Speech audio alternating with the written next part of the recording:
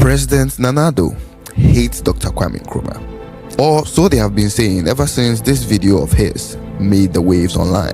I speak to you this evening, rejecting completely the notion that Ghana was founded by one man. Whilst Kwame Nkrumah's contributions to our independence are undeniable and unassailable, it is important to acknowledge for our self-respect that the struggle for our nation's freedom was a collective effort. So I took it upon myself to do the research about the history of himself, his uncle, and Dr. Kwame Nkrumah. My eyes have now been opened to so many possibilities.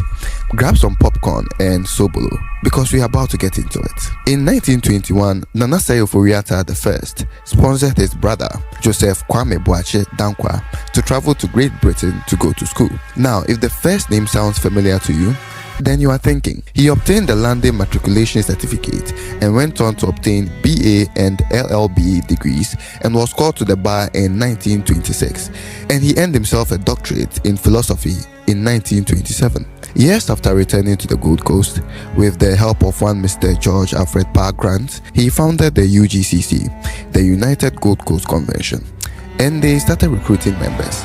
Lawyer Akweje recommended a young and bright fellow he knew as Kwame Nkrumah. Together with 4 other people, they formed a group that would later be known as the Big Sis, the men credited with the movement towards Ghana's independence. But you see, Nkrumah, he was a little different from the others. Nkrumah was gangster.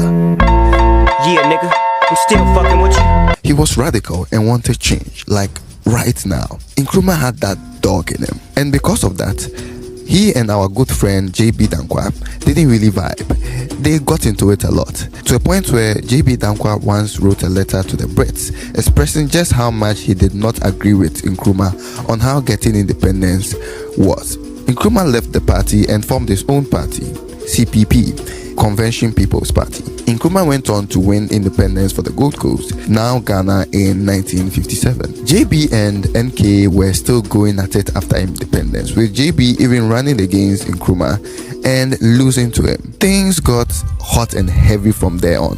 JB became a fierce opponent of NK.